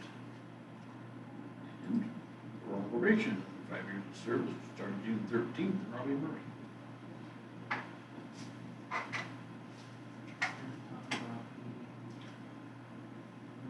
Chris Smith. Thank you. Thank you. Water use. Weekly notice. So I had a good conversation with Harney the other day. Lengthy conversation to say the least. And she proposed that the county court ask for WRB to come in and get quarterly reports to the court. And so we're trying to just think of better communication routes for WRB in this community, and that would be one option, besides just the stuff we're doing in the collaborative with their communication, a formal process. But even after the collaborative dies down, that it would maintain over time. And so, I'm gonna work on putting that together in a formal way too, and that was one suggestion that we had, was that communication with county court, but then also holding meetings spring and fall for all the water rights users with the WRD, so that they can be communicated with one-on-one in an open public meeting of what measures they're taking and implementing and doing, because right now it's just a lot of word of mouth and the communication's lacking, so. That's cool. Good ideas. I had a visit from them the other days. When my well goes dry, cause this is thieving water, people are stealing water and it's not right, and they've stolen my water and my well goes dry. I come in town and fill my jugs. And I said, well, depends on where you do that. I said, you know, the business might not be appreciative, or the city might not be appreciative. Well, I wanna come fill them right here at the courthouse, what are you gonna tell me?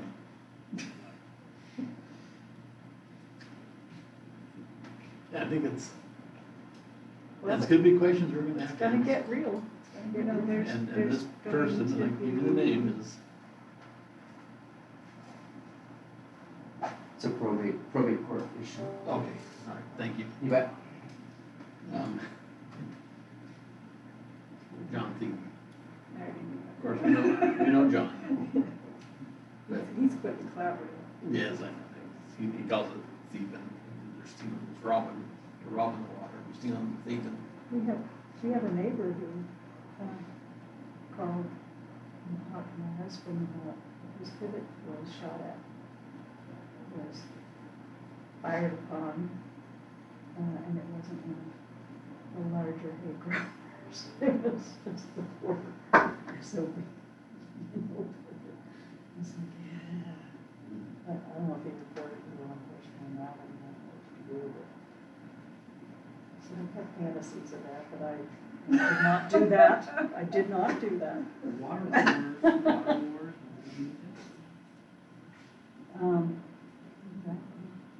No, it's Water gonna is get, life. it's That's gonna what get we- tenser. It is, it's gonna get a lot. And the problem is that there's still so much development on the books that it can legally take place. And I did talk to her about the transfer issue, and we've been racked if we were gonna be able to address any of the transfer issue, and she said that she's checked into it, that it does not sound likely that they can address it within that, because you can't make transfer rules specific to a basin. They are overarching one, and so it might have to be legislatively in some form in order to stop the transfer issues from. Sounds like something for the short session. Yes, and so that, as we looked into it, because I think everybody was under the impression that we could address it in the basic rules, Right. and that's not That, going to be the case. we've heard that a couple years ago, right from the start, that was generally said that that would be the step. Maybe it was by a representative who, It was the believe that- hope oh, that it okay. would, but as they're diving into it, they are realizing that it's probably not going to be a part of that.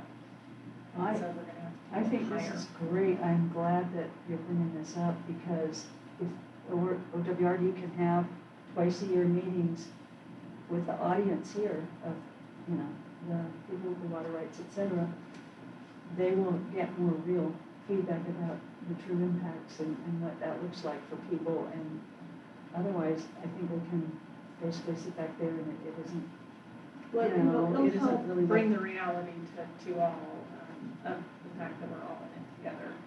That, you know, as they're implementing things throughout the basin, there's assumptions, they're not doing anything, they are doing things. Mostly, unfortunately, it's to the surface instead of to the ground. And so they, you know, as a department recommends that they've been really caught without a lot of forethought into this process. that would be good to have the water users and the watershed council and the, you know, other entities that relate to water initiatives and just anybody who wants to come, of course, but that would be informative and on both, to both them and us, Yeah. and dialogue perhaps, and Some dialogue. And I did mention to her, you know, that Suzanne said that with our new system, that we could send out alerts for things, that we would make, you know, an avenue for them to use that also. When it comes to, you know, calls on surface water for different years or whatever, that could be made available so that they could get information out to the public in a more formal way. And it doesn't have to be a novel. It can be a two-liner, you know, or a one-liner. But so people know instead of it, everybody's calling their neighbors and it's all just word of mouth in the community of what's Well, the happening. There's details no formal method weird of and they don't get all of them, it's just. no, and so it would give them an opportunity. So she was gonna bring that back to her people and let them know that, you know, we felt willing to help, you know, with that communication piece.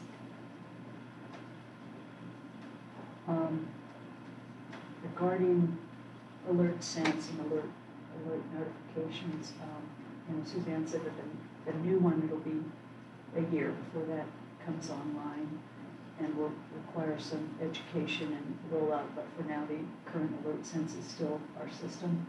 And I did text her on June 9th, when there was that 4-hour backup out toward Ords on Highway 20 East where there was that bad accident and nobody could proceed. People, if they left like we did after sitting for quite a while, would turn around, backtrack toward Burns, cut down to 78 and come down Grand Buchanan to get home. But that would have been a good thing for them to put out an alert because there were a lot of local people in that long, you know, I know in the 4 hours is a long time. 4 hours of the road. I mean, that could easily just, people who would go, oh, I guess tonight I'll go home the other way, you know. Or I'll stay in town for a couple more hours instead of sitting on the road.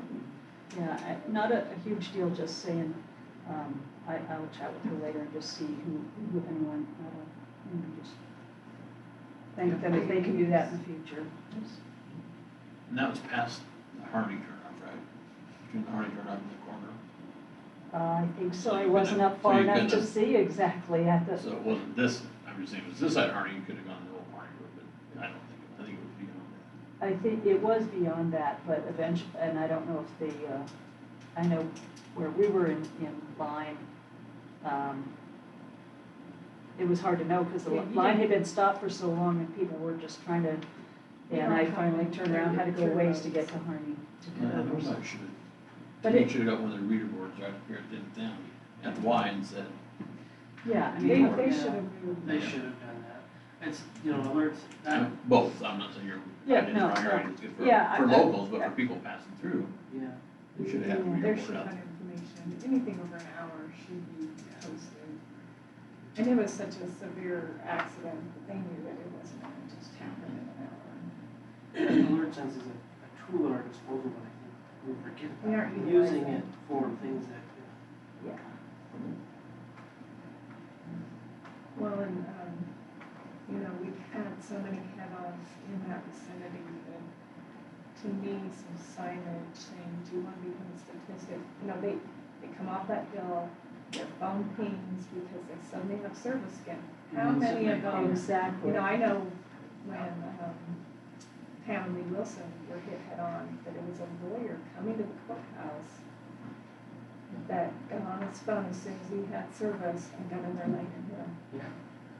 I wonder if there could be some kind of sign it without it taking forever that, so when you're on speed and water before, some warning of some type so that they, But their cell phone coverage is So- really so good. just- they get distracted by it right off the bat. Because They hear their phone ping and suddenly they're not paying attention to it. I saw signs that there was in Utah that were for all, like, foreign bend where you have the hidden hills, Mhm. but it showed like this, and then it showed a car.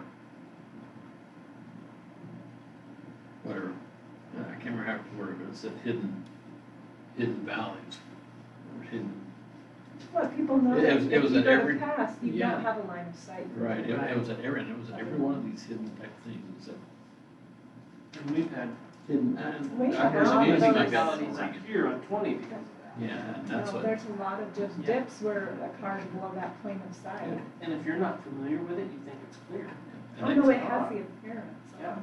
yeah, they had those at every one of them, and they had a sign, different type of sign saying low, Low valley or low, Mhm. something like that. and no else. I'll talk to them, see what they do. Well, and it really is a Maybe unique, we it's a should unique develop place because it's, something. you can see such a distance, but you don't realize. There'll that never be a there's those freeway out there valleys. all over life. To me, they should start planning a freeway 10 years ago for out there, which would probably be 10 or 15 years off. They're doing a little bit more past Sun River, so separate the two lanes. They need to do that all the way to Town Falls, 97th. Terrible road. Most people are traveling at such higher rates of speed. Our sheriff's department is on it. They are writing tickets left and right. It's gonna be easy. Oh, There's they so need to. many They people And they're, speeding. and they're 85s and 90s, and the new Tanner, the new SRO guy, is up in score now, he's, he wrote, between him and Already turned like 20 tickets in. I mean, in one day. That's good. They need to. And there was one that's even for cell phone. The city of Burns needs to be practicing on too. I remember Coming I down. told the sheriff, I said, tell your guys thanks. Not only, not about the money, it's about the safety. Yeah, It is about absolutely. safety. Let the word get out. Yeah, Yeah, Get but the if word you're out, in Harney speed County, trap you'll calls what get you want, but slow it down. She'll love it, yeah. No, I mean, Well, it's just appalling how suddenly- many people. Suddenly 80 is not fast enough. It's like, really? How fast do you really need to go to the bus? They're just as fast. That's good, that's really good, And- because I am just appalled at how many people make bad passes. And all because they're just exceeding the speed limit. And so they see you and they just whip out around you and there is not enough room and other vehicles are having to get out of the road. Well, And I see it on a regular basis, just going to my folks' Yeah. place on Highway 20, I'm like, this is ridiculous. Ludicrous. Well, You just should this be morning, letting other drivers off the road. just this morning, a Toyota SUV come cruising past me on the further way to work. I mean, I'll bet he was doing 50 down the front there, weaving in and out of the traffic, just like, what, police officer, really? You're just, it's 8 o'clock, crying out loud. There's a lot of traffic at 8 o'clock, you're just weaving in it as fast as you go. Yeah. On Fry Road, is there any way to post some signage about litter control? I travel that road frequently, and people are just driving out there, I see them halfway down the road, there's a little spot there, and they stop, and they're turning around, head back to town, and they're just dump them. dumping garbage on Right. It's the first road out of town. We need the deputy to go out here and look at it and find an identifier. Well, I have a picture of the license plate, because I got behind them and I took a picture of it. 'Cause I'm Yeah. like, this is They need to ridiculous. be cited for that. And so I thought I'd have a visit with the sheriff Yeah. about it. Yeah, But that that area, road, we it's must hear about frequent, signs. it's very, very frequent there. And it's the same spot, there's like 3 little spots where we can get over. And just dump it and right back. Yeah, smile, you're on camera. No, that's, I got a few of those signs, I had to get deterrent, Yeah. obviously. You could put out a game camera and a spot or two and catch them too, pretty easily. So, here we talk to Eric on this. Yeah, but I get the license here. What were you alluding to on, yesterday's morning phone call? Dumps. Mhm. So on the transportation call on Friday, Commissioner Kramer was on there, and he's been working on, there's been new rulemaking for DEQ for landfills. And there's new regulations that are coming into play. And ours, of course, we're at the bottom level, but it still scares me. And I can get the printout, but DEQ's cost, what it's gonna cost these landfills to be in compliance is a fourth to a third of what the real costs are being. And they've asked for more rulemaking meetings, and DEQ said, no, we're where we wanna be. So that's why, and it's also talking about closed dumps. And do you know whose house is on a closed dump? Mark built on top of the crane dump. Oh, I don't know what's that. That's There's a what- lot of old dumps out there, because they used to have all those town sites. That's what I told Mark, I what said, do Mark, they you need to think? be doing this. New dumps? I Hmm? mean, what's the answer to all the dumps in the state? I They mean, want a methane monitoring, they want torches off of them if they need it, they want And tons of stuff. is there a place for all these substances to be dumped appropriately? There isn't, it is not, it's not there for communities to. Here we have 6 active dumps in the county, 2 closed, Sod House and Crane. Crane County, the only Crane County dump there is listed as Silver Valley. All theirs is transferred somewhere. Like it's talking to San Palmer, we get them done. No, we have transfers. We have far more than anybody. And it says they have to do it, QSCP. So I asked Kramer Monday at the Silver, what does that mean? I don't know, speak Texas somebody. Quality is something permit. So is there gonna be a permit required on all these? Different than the permits they have right now? I don't know, it's all up in there. But this is gonna hit our dumps, and Burns too, this is gonna hit our dumps financially, our dumps can't make it. They can't afford to put drop boxes down every night, 'cause I know the one at Frog Springs, I was told is gonna be $2,000 to $3,000 a month for CV to go down there and pick it up and dump it. It's such a long ways to It is a long ways. And people are having trouble finding employees, where are you gonna get to make all these extra Exactly. routes? So, you know, that's why I put it on Smith's and Mark and his radar. It's not, but AOC's getting involved. So, but yeah, that's what that. They can identify and propose some initial reaction, but DEQ, there's the experts, they should have some recommendations Some on oversight. vision on what is needed statewide and work it through their channel, it's being a department. Well, and one size doesn't fit all, as far as volume either. I mean, No. they think that these dumps are being 1,000 customers a day, and I mean, it's not, They they're don't get not our getting that population. kind of a. So there's 2 things will be required of these, that's that permit and then an annual. It's gonna be. But I'm still just afraid financially. It's gonna really wind up being cost prohibitive. It's gonna happen. But then you'll have dumping all over the desert. Yeah, because we will. just It'll be- frustrating. And that's exactly what happens, it just is completely counterproductive, because they've regulated it so badly. Which ends with That you end So up they with said on the chaos. phone call on Friday, that this is gonna turn this county into 10,000 square mile dump. Yeah. Because they're just gonna take Well, it and out people there. from other counties. Oh, I mean, look at everybody's Blue stuff, you know, Yep. Yes, the first I heard about it. I mean, I knew there's been recycling stuff going on during this stuff.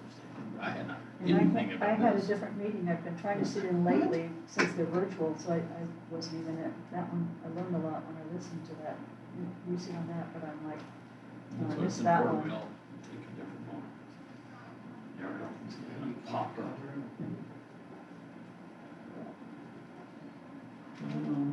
So sorry about the change on the budget adoption, that's, This extra, the extra Wednesday this month, well, really. a couple times I'd said to Carrie about on the 23rd, she said, oh, you mean the 16th, but that one's slipped between both of us and Will you published look it up, for the will you 23rd. look up to that next Wednesday and thinking that's the third one?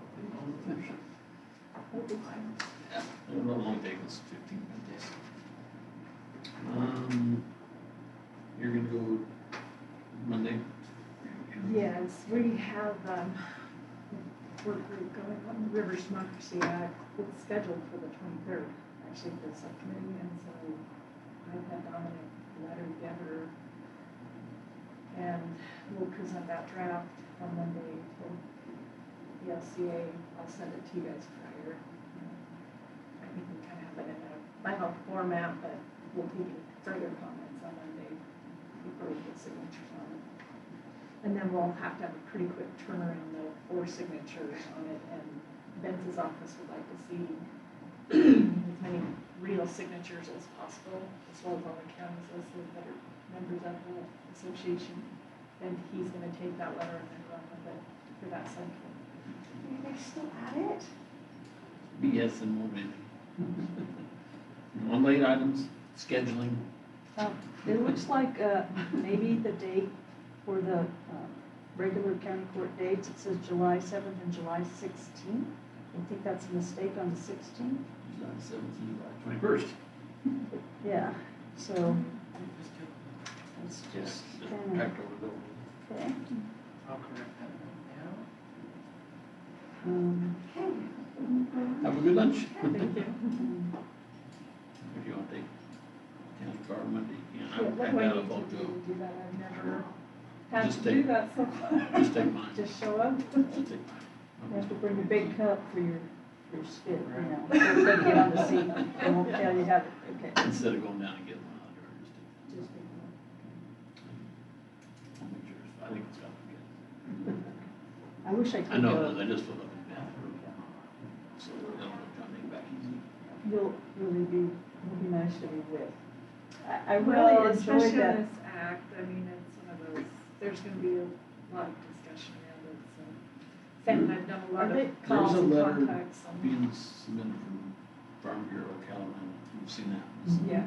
This is a different thing. Vince wants as much info as he can, and so, I talked to Pyle at length yesterday, and they're anxious to use this letter from these counties. The meeting at 2:30 for economic opportunity, I'm probably not gonna be there. I have a meeting that starts at 3, so I mean, that could be for the first few minutes, but do you think it's gonna be really getting into detail on the It's- properties or? I don't know. Okay. It's Stan. Right. The last of that has to be wrapped up by the end of June, so. So this, or you guys, It's on that. someone will be there? Yeah, we both attended the last one. so Okay. I was planning on being a trustee. See it through very well. And I think we had a pretty good list of properties. we Yeah, I thought they were down good. to. They're good properties. It's happening. People are looking to come out this way. I think we can direct them to something that's ready. I think especially in French Plain, just on that other side, even up on top. If you go to P Road, where his property is up on top of it. I need to have some cabins out there. See the steam street.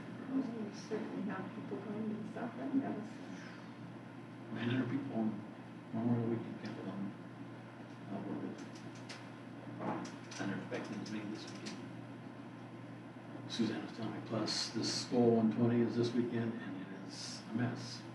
The BLM is back, is not doing it this year. What? I They heard don't, the chamber is no director, it is, they didn't have a search and rescue ready. They advertised. I It's- heard, It's full. I I mean, They don't the, have the any- radio ads make it sound awesome. I was right in and heard one today, and I was like, oh, Who right. supports that? Suzanne is doing all she can through emergency management to get things, but they don't have, they need to have people stationed every now and then to help people know the route. That's all I can do. Well, that's, They only have one It's man. not good. Okay, I'll just. We only have one man, and there will not be the EMT up there, anywhere state or anything. The hospitals why don't have anybody. did it be allowed back then? It's their intent was to get it going and then step away, and now with the chamber without a director, Suzanne just brought this to me The yesterday. director position, closely. So the first guy they offered to backed out, so they went through the whole process, now they have one more interview. George was sent that email yesterday, the sixth. They'll never get I'm paying them $32,000 a year, way too much for somebody else. There's a kids club gotten executive director, you know? We used to see but that. whatever. It's in the same situation. The pressures are too high for these, I mean, not when you can go to McDonald's for the same price. I mean, that's reality, I'm just not doing that. The ironies. Did we have an executive session? We've had more negotiation meetings. Friday we have one with Ashley. The other one's basically done. It's just- They're arguing about cap on it. So is, They want to cap, they would agree to a certain cap if we provided disability for two cap holders. So let's go without a cap like we had. Chance people trying to use it are slim. We'll be better. We'll be better out in the morning. is 911 fully staffed? Nope, they're still, they have interviews coming up. And But is, the gal's back from Training. is our emergency manager still having to work over here? just sporadically, she works Saturday. And then we're close, so it's like next week, we should be where she is. Okay, I just concerned for her. Oh, yeah, we are. So she, Yes, that's right, two appraisers yesterday. we did our two. Two. We had some positions open last week. They offered two yesterday, I should say. There's one guy that's, I know his wife.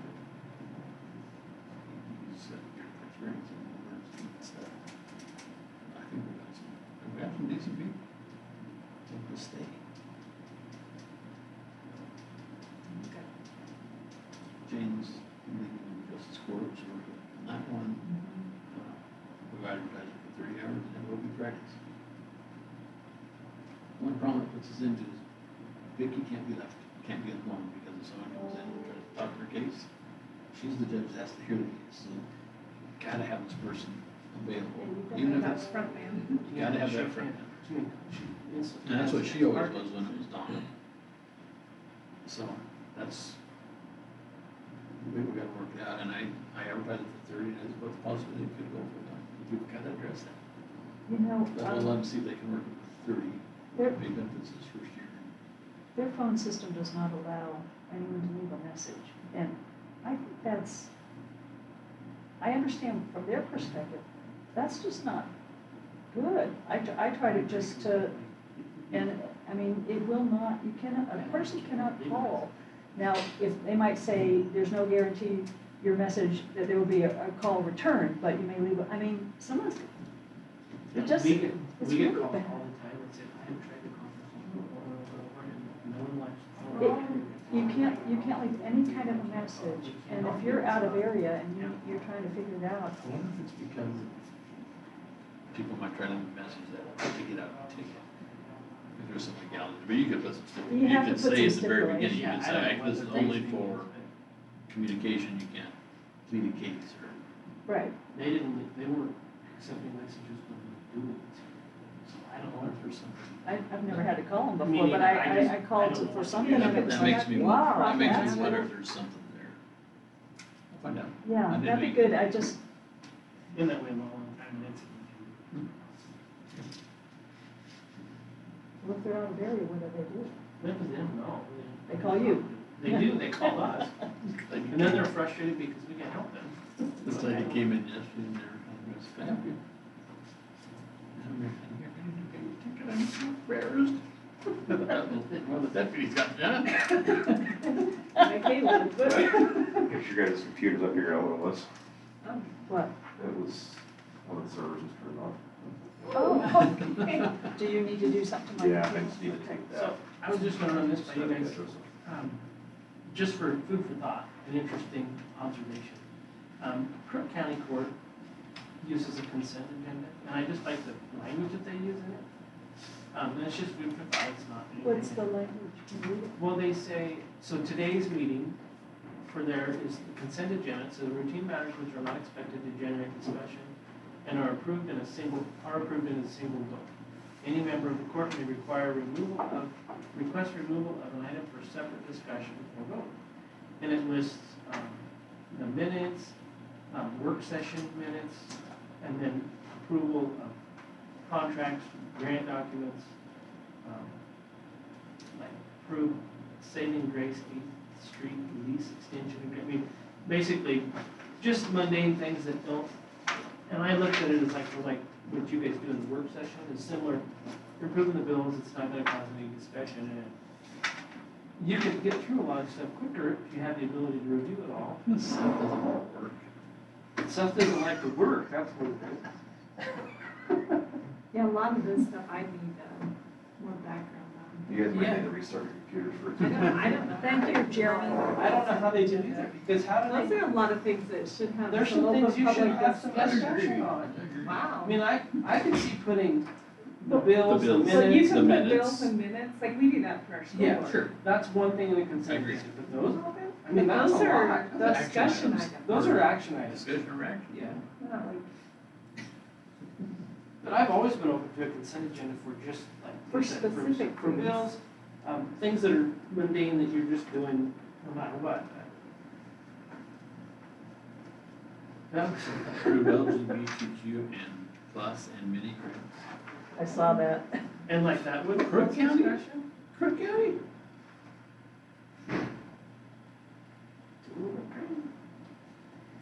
Well, they got big employer up there. Approve Change property in line your culture. adjustment deed, okay, I can see that.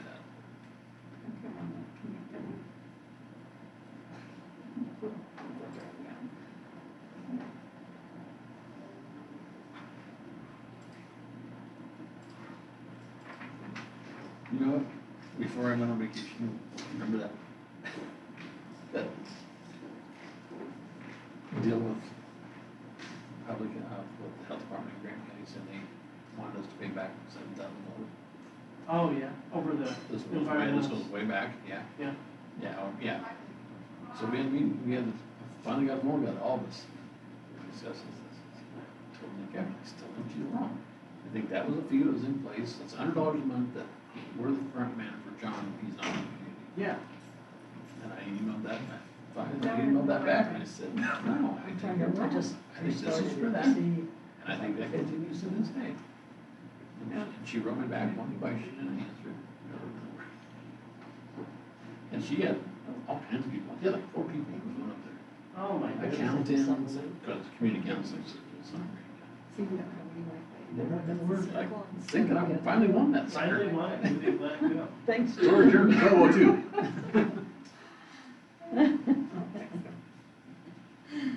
It's always.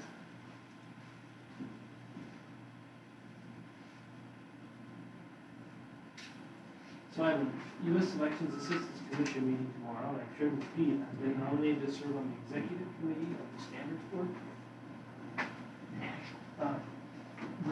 Along with 5 secretaries of state